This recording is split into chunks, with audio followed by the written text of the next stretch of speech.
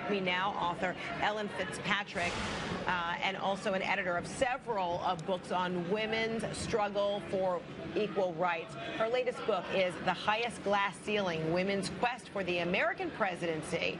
Welcome, Ms. Fitzpatrick. How are you? I'm well. How are you? Welcome, Ms. Fitzpatrick. How are you? I'm well. How are you? Great. So this is already a historic race with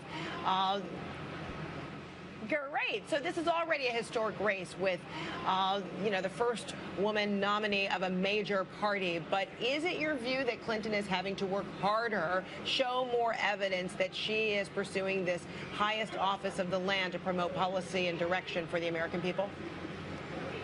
Well, whether she's had to do it or not, she certainly has done so.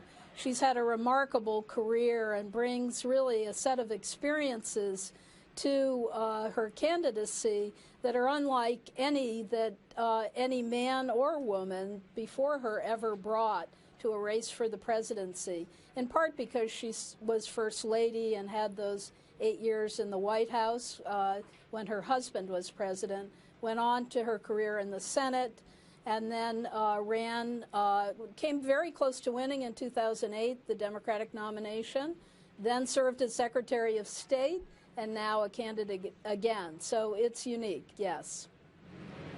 So in your view, how much of an impact might an ad like that have, one that takes you back to her college years? I think that will resonate with women of her generation. And that's a generation that already, I think, is quite sympathetic, if the polls can be believed, to her as a candidate. So I'm not sure, it may remind younger women that she has a long record on these issues that may be of importance to them as well. But it will mostly remind, I think, viewers, as if they need to be reminded, that she has been a long-time person on the political scene and has a great deal of experience. So Shirley Chisholm was the first modern American woman to seek the office for, a major political party. Others have followed, Carly Fiorina, and now, of course, Hillary Clinton. So what, in your view, are the parallels that you see in women seeking this office to women seeking promotion, perhaps, in their workplaces, in terms of whether the obstacles are similar for men seeking the same kind of positions? Well, it's a hard slog, obviously, the race for the presidency, and it's unlike trying to advance in other realms of life. It's extremely difficult, and obviously there are very few people who are successful and many who have tried.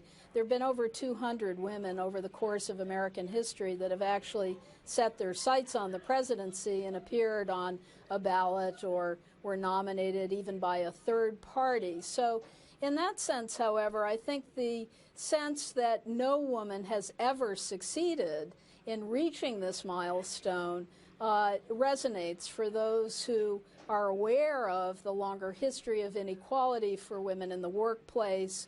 And in that sense, there's parallelism, however, greatly different the jobs at stake may be. Tomorrow night's debate, do you see that these two candidates, their performance will be gauged equally? Well, I think they'll be gauged. We know that. Equally, I'm not sure. The expectations, I think, are probably fairly low for Mr. Trump. And in some sense, presidential debates are a television show. He's extremely adept as a television performer. Ms. Secretary Clinton perhaps a little less so in that respect. But 90 minutes is a very long time, and it will be interesting. There has to be some substance as well. So I suspect they will be judged differently, but they'll each be held to whatever standards the pundits and analysts will choose to apply to them. All right, a 90-minute debate and no commercial breaks. Ellen Fitzpatrick, thanks so much for your time. Appreciate it.